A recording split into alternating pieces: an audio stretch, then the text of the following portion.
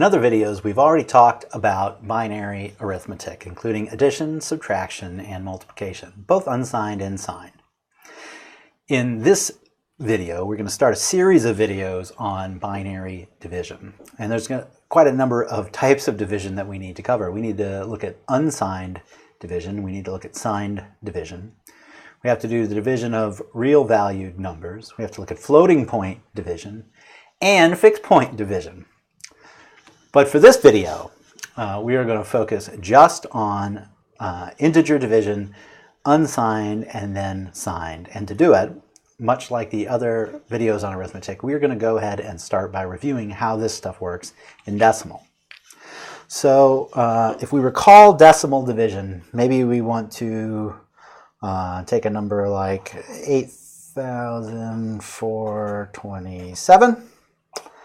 And we're going to divide it by, I like to look at that 8, so let's divide it by 8. Now the way this works is we've got our dividend and we have our divisor. And we're going to look at the highest order digits in the dividend and see if we have a value in that partial dividend that is greater than or equal to the divisor. Once we find something that's greater than or equal to the divisor, we can determine a partial quotient digit. If, for example, this was led with a 3, we wouldn't be able to divide 8 into 3 yet, and so we would have to put a 0 and then move a digit more to the right. Now, in this case, we have 8 as the first digit, and we're trying to divide it by 8, so our partial dividend can be divided by 8. So we can fill this in. That's 8 goes into 8 one time. Now, at least when we learn to do this, we take 1 times 8, which is 8. We write it down here. And then we subtract this value from the partial dividend. So 8 minus 8 is going to give us 0. Now we have to pull down at least the next digit.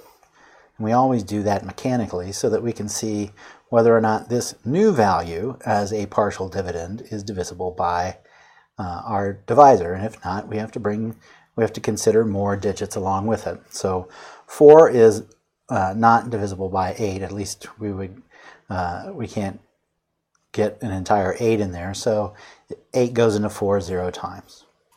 Now we'll keep this 4 and bring down the 2. Now we're looking at 42 divided by 8. And that does go in other than 0. It goes in 5 times. And 5 times 8 is 40. And so we'll subtract 40 from that partial dividend 42. And we'll get a 2 here. Then we mechanically bring down the next digit. So now we're looking at a partial dividend of 27. And we're going to divide 27 by 8, and it goes in 3 times without going over. And 3 times 8 is 24. So we subtract 24 from 27, our partial dividend, and we get a 3.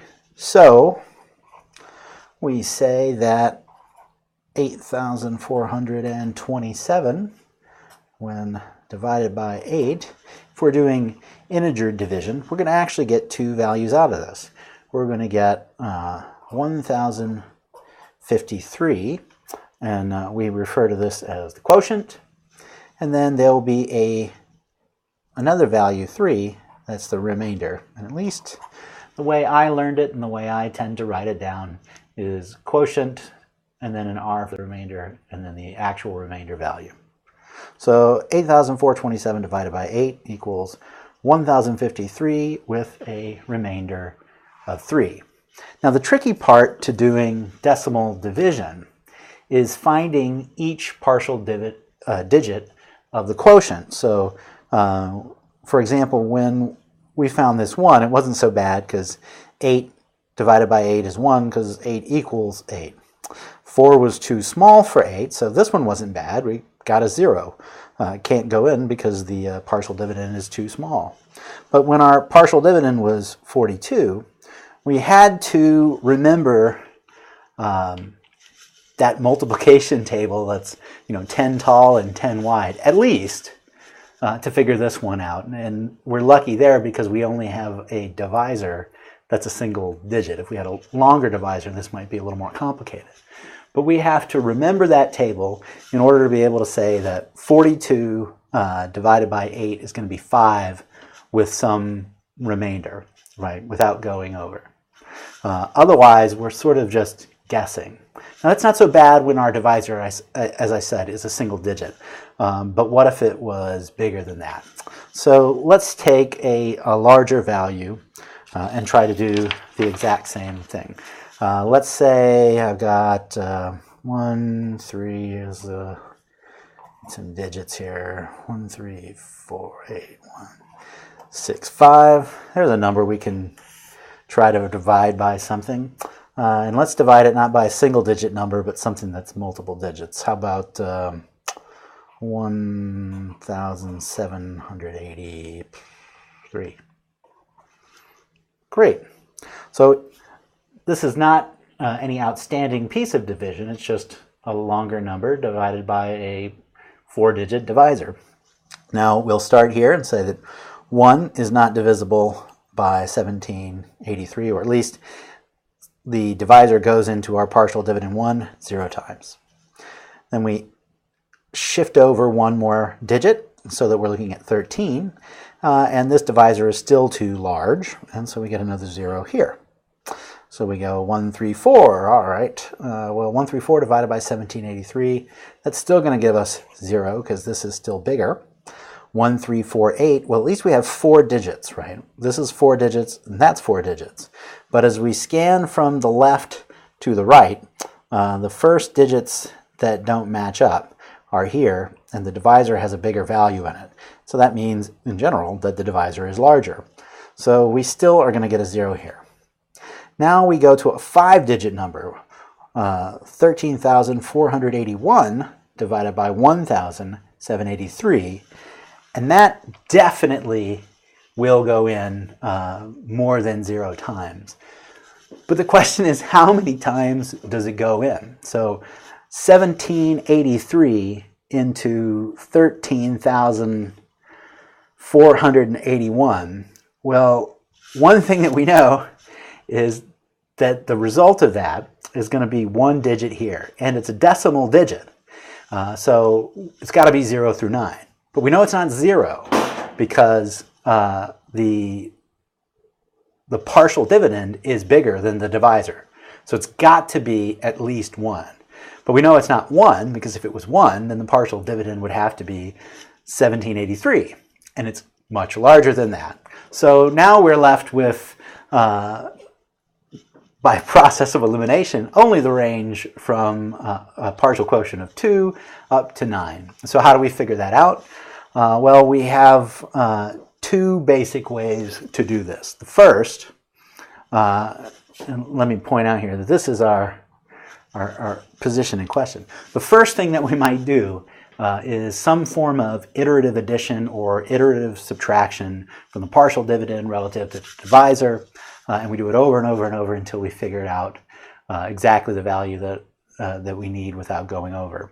But my guess is that most of you will do the old-fashioned guess and check. At least that's what we call it, where we effectively just pick some value for this, like, I don't know, 7. That seems reasonable to me anyway. And then I would take 7 and multiply it by 1783, get whatever that product is, and see whether I was too large or too small. And if I was either too large or too small, augment my guess with a little more data behind it, right? That's normally the way we have to go. With binary division, these issues go away. And the reason they go away is because the coefficients that we can have in a binary number are always 0 or 1. So when we're doing division and we're finding digits in the quotient as we move along through the number, each of those individual quotient digits can only be a 0 or a 1. And we get 0 under a very clear circumstance. The partial dividend is smaller than the divisor. So if it's smaller than the divisor, we put a 0. If it isn't smaller than the divisor, we put a 1. So if it's equal to or greater than, the only possible value we can have is 1. And so we're left with a very simple decision-making process that ends up giving us all the individual bits of our solution. So let's see what this looks like when we do it with some kind of binary number. Let me get rid of this.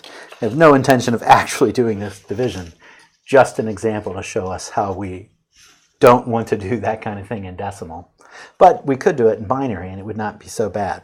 So let's do, here's a divisor, 1101. It's not too big, multiple digits though, 4 digits, just like the last problem. And then we'll divide that into 101,001. That's a number.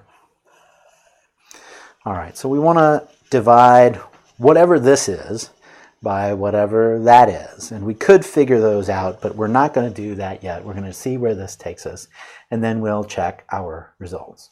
So the first thing we do is we take the partial dividend 1 and see if we can divide it by this. Now, we can not do it because this number is bigger than that number. And we have a really easy way to figure that out in binary. We can start by, does the number of bits in question here match or exceed the number of bits in the divisor, at least the number of bits that matter. So we might have zeros floating out here, but they don't matter if they're leading zeros. All that matters is that first one down. So we need 4 bits before we even have the chance to get any value up here other than 0. So we're going to have 0 here, 0 here, and 0 here. Because even when we go all the way up to 101, that's still 3 bits compared to 4 bits that are each pattern start with a 1. So there's no way that this is big enough to have this go into it once. So we go and include this 4th bit, 1011. And what the computer will do is we will scan across this to see if one is bigger than the other. We're not going to convert these as human to decimal. We're just going to start with the highest order bit, which should be a 1 in both cases. And then we're going to just start sliding to the right in something similar to what's known as a priority scan, looking at each bit. But in our case, we're not looking for, say, the next highest bit. We're just going to look and see whether the bits match or not. As soon as we find a bit that doesn't match, which is almost immediately here, the second bit from the left, we're going to be able to figure out which of these two values is bigger. There's a 1 here and a 0 here, which means the divisor is larger than our 4-digit partial dividend.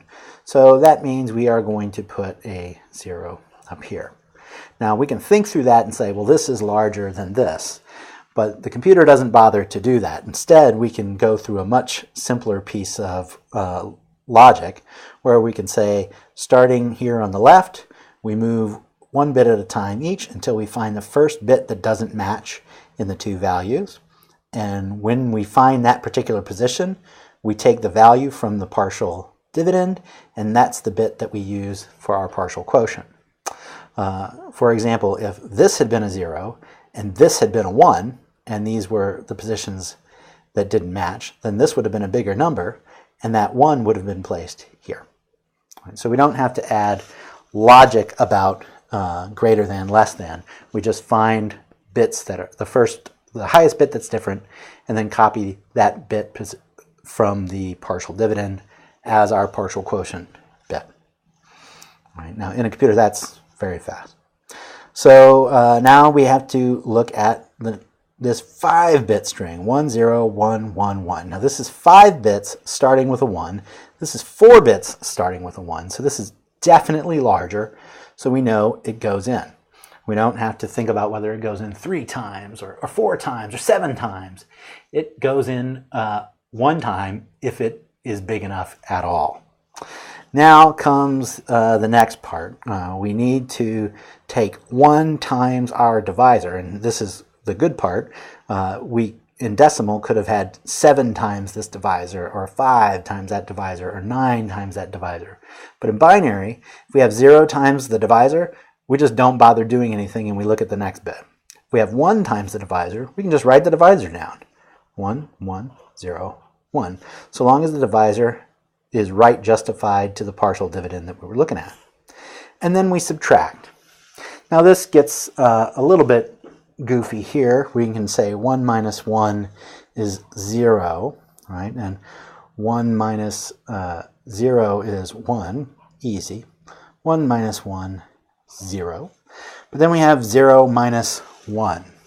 And I don't know about you, but my decimal subtraction is not even that great. Probably because I do a lot of binary subtraction, which isn't really subtraction at all. But we're going to have to do borrowing to make that work. At least that's the way most human beings tend to do this binary division when I've seen them do it. We're going to do that now, but that's not really the way a computer does it. We'll do it right now, though, because it's probably what you would expect, and it's what you might otherwise find where you look for this. So effectively here, I'm at this position in number, and I could say, all right, well, I've got to take, I got to borrow 1 from here, which will make it a 0 and make this really a 1, 0 now. Or I'm sorry, oh, how does that borrowing even work? I don't even know. So that's not true. So I'm going to have to go crazy here, and I'll just do 1, 0 is 2 minus 1. Hey, that's 1. So I think that works. I'm trying to emphasize that the borrowing is terrible. We hate to do borrowing. So I'm going to make a note here. Ugh. Borrowing. And let's see how often we got to do this nonsense. It might be relatively often since we have very few coefficients to work with. So we had to do some borrowing. Now, we need to bring down a digit automatically here. So there's a 0. This is a 5-bit number starting with 1 divided by a 4-bit number starting with 1. So this is definitely bigger. And then we just go ahead and put the 1 up here because it's definitely going to happen. Now we subtract from that our divisor. 1, 1, 0, 1. 0, double 0 minus 1. Borrowing. Borrowing is terrible.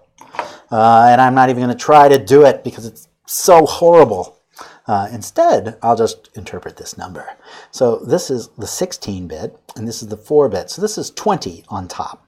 This number is 8 plus 4 plus 1, which is 13. So 20 minus 13 is 7.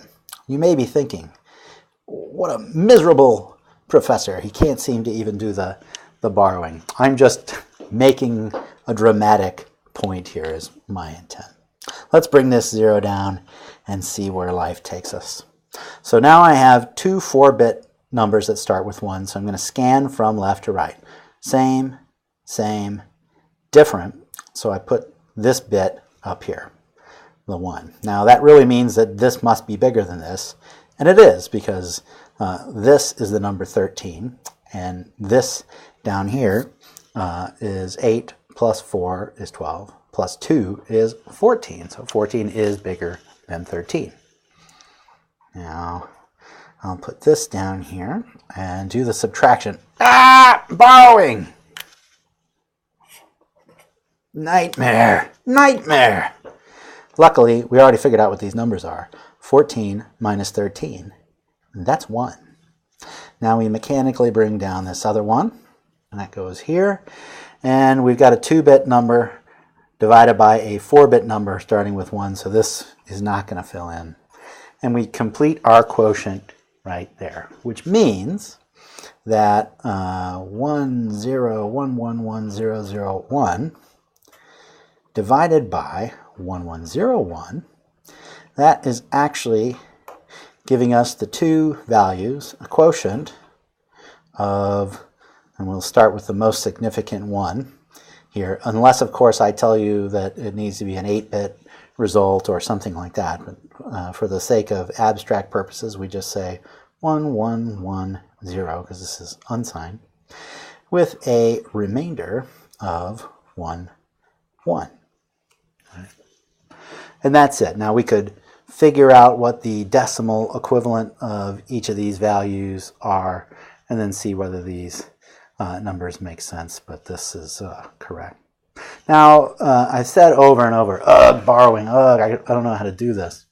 And borrowing is tricky. Subtraction is tricky in general because of the weird action of borrowing, and we're having to keep track of what's going on over there.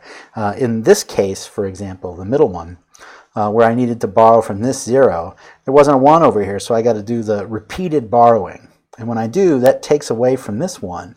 But that means when I get to here, I'll have a 1 that I need to subtract from a position that used to have a 1 but has been replaced with a 0 due to a previous borrow.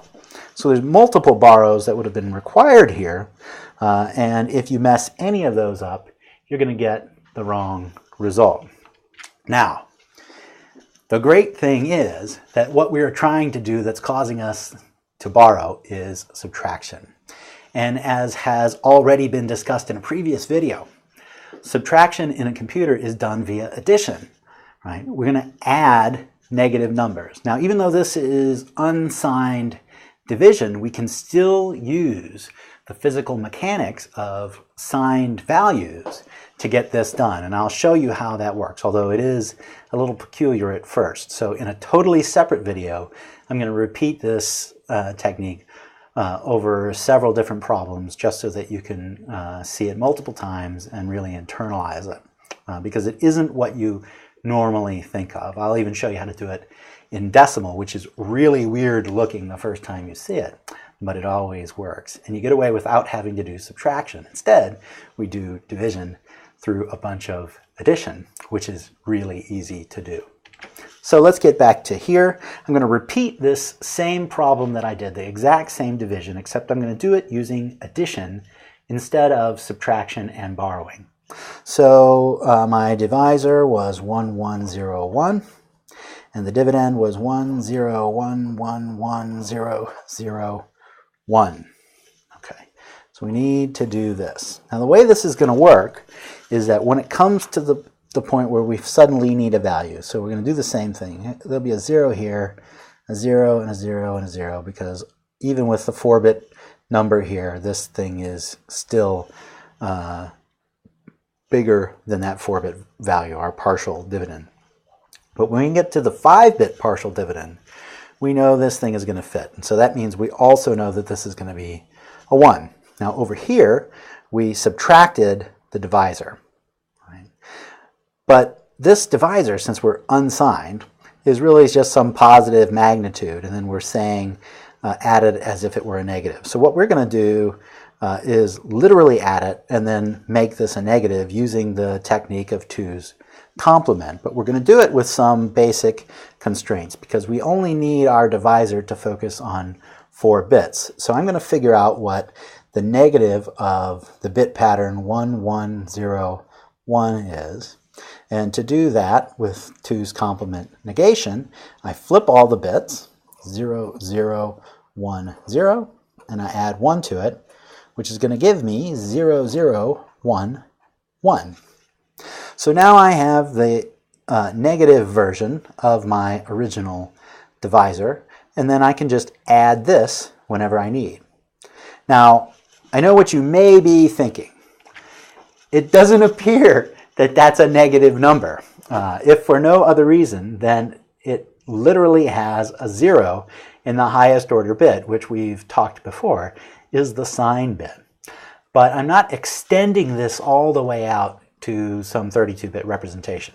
If the computer was doing it, it would be sign extended all the way out, and everything would make perfect sense. But when we do this on paper, that means we just have to define some large number of bits for every value, and then we have to write them all, and it's just a lot of extra work. But we don't need to. If you recall how the sign extension worked, we extended the sign bit so that there were lots more 1s or lots more 0s, whatever it might be, and then we kept the same value. Behind the scenes, this is going to work the exact same way.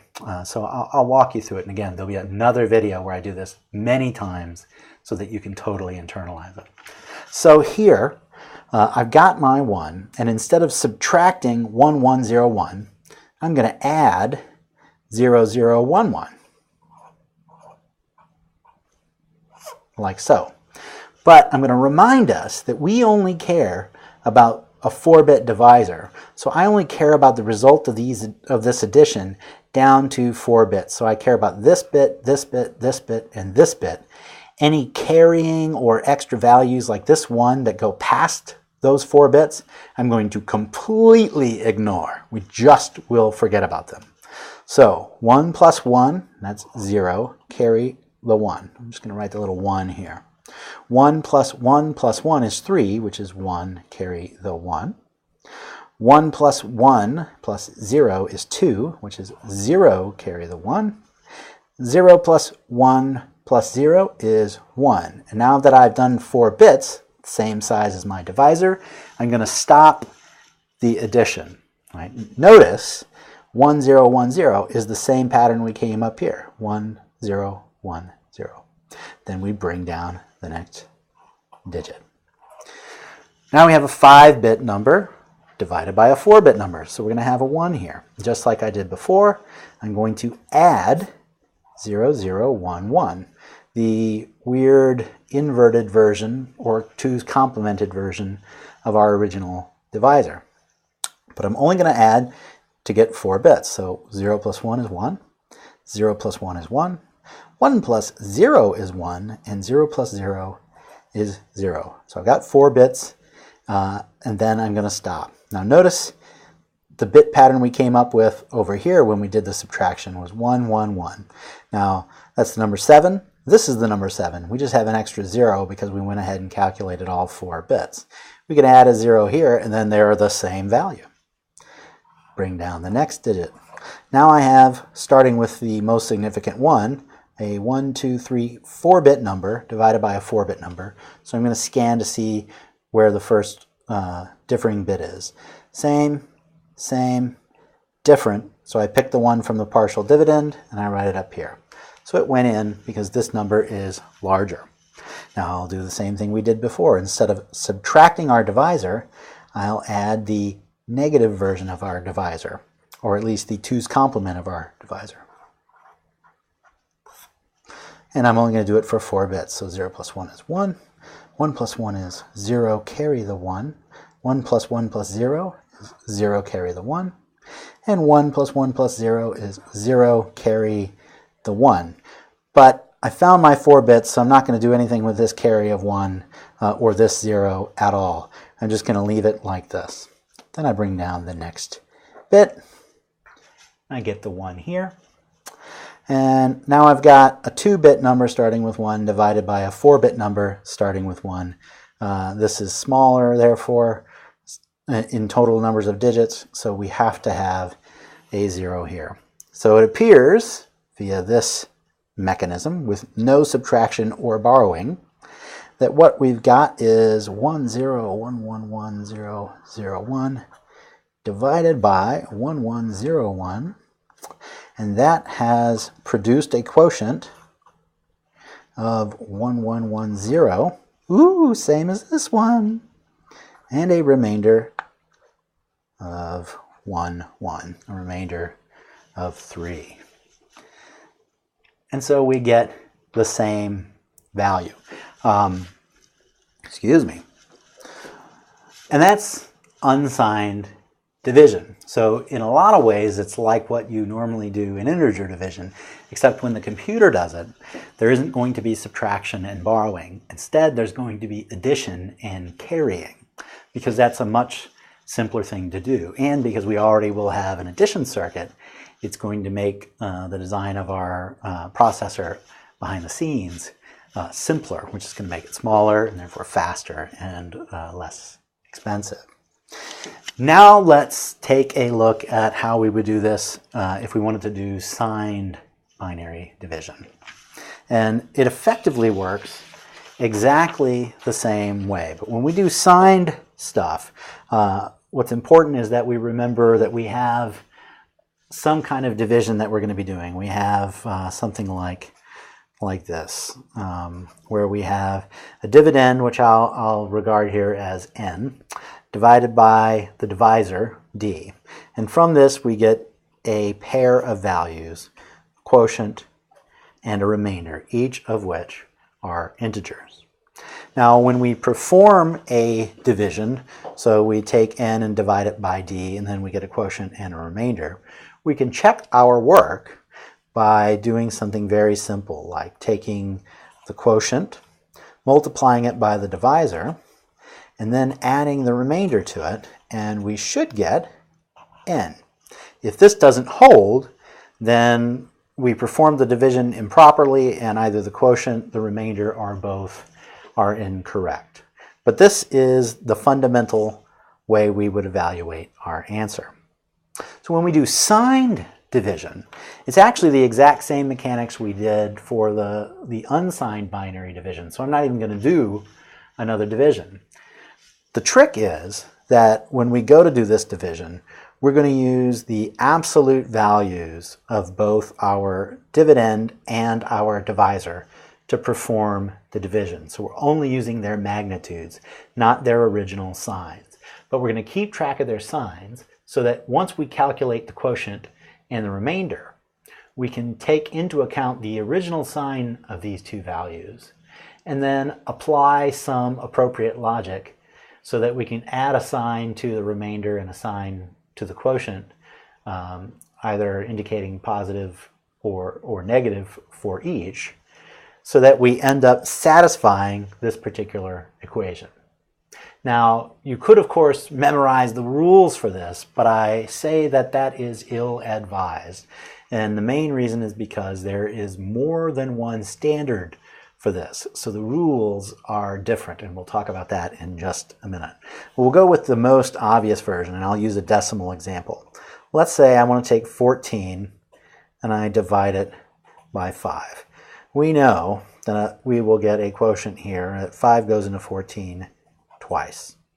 And then if it did, well, 2 times 5 is 10, so we're 4 short. That means our remainder is 4. So now what I'm going to do is write this out 3 more times, except I'm going to go through all the possibilities of inserting negative values. So I'm going to leave 14 positive and make 5 be a negative. We're still going to get 2 and 4 over here, but one or both of them may turn out to be negative, or may need to be negative to satisfy this equation. I'll do 14, negative 14 divided by positive 5, and I'll get some variety of 2 and 4 over here. And then we'll do negative 14 divided by negative 5, and we'll get something like 2 or 4 over here.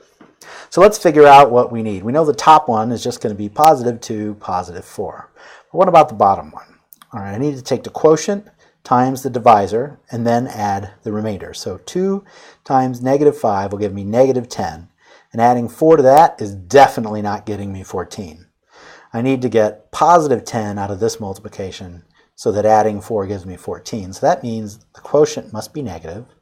So now I have negative 2 times negative 5 is positive 10, plus a remainder of 4 is 14. So the equation holds. So when I have a negative divisor and a positive dividend, my quotient should be negative and my remainder should be positive.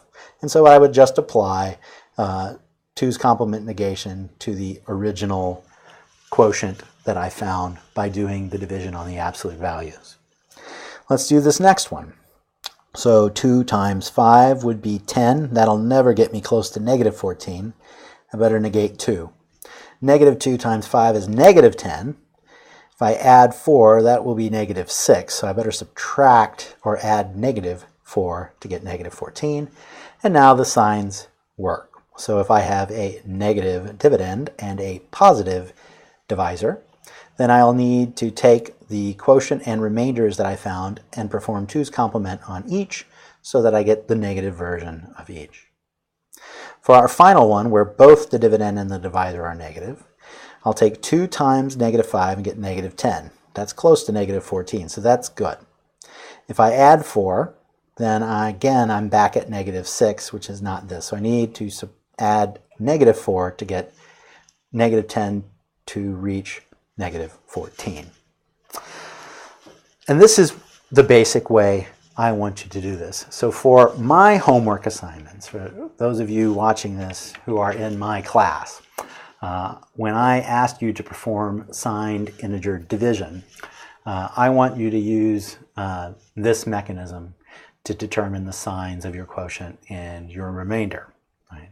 That's the way I want it, and that's the standard we'll use.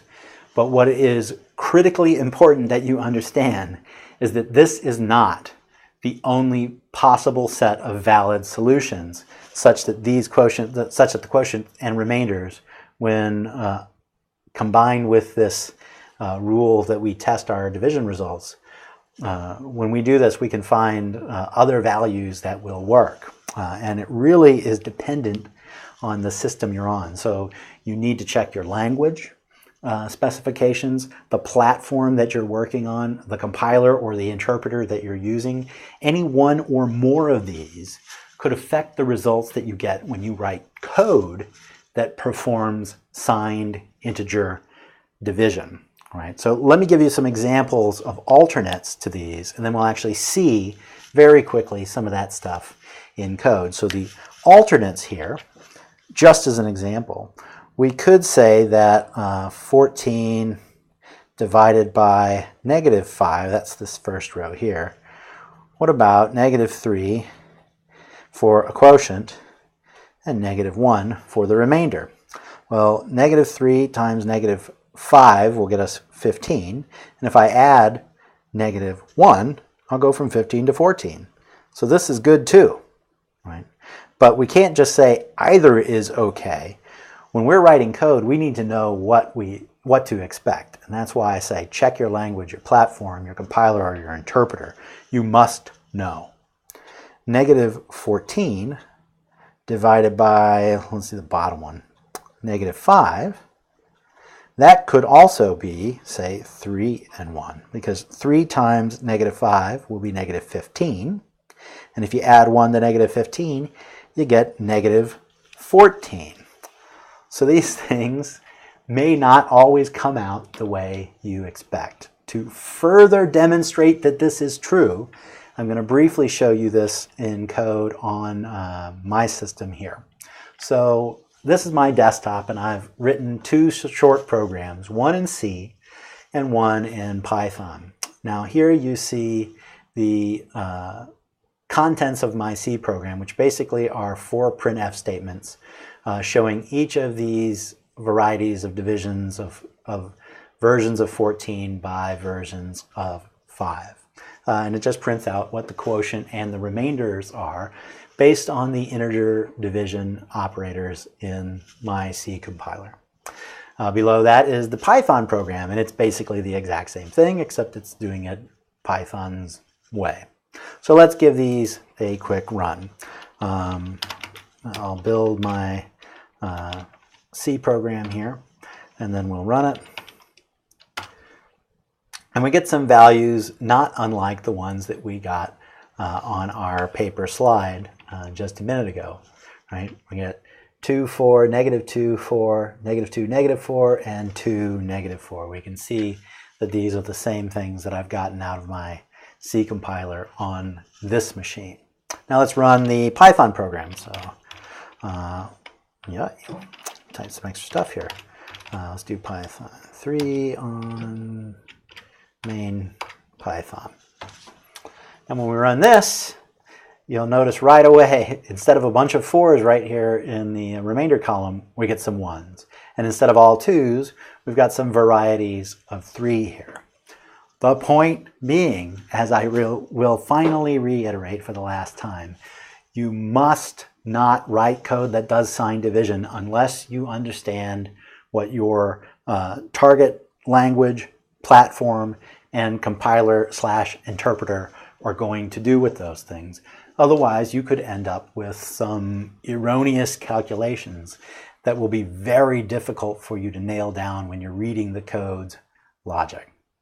All right, so in other videos now, we will look at other forms of binary division, including real number division, floating point division, and fixed point division. And don't forget to look for the examples video that shows how to do the division for integers using addition rather than subtraction, because that is the way I expect my students to perform the work for our homeworks, because that is the way the computer will do it on the inside.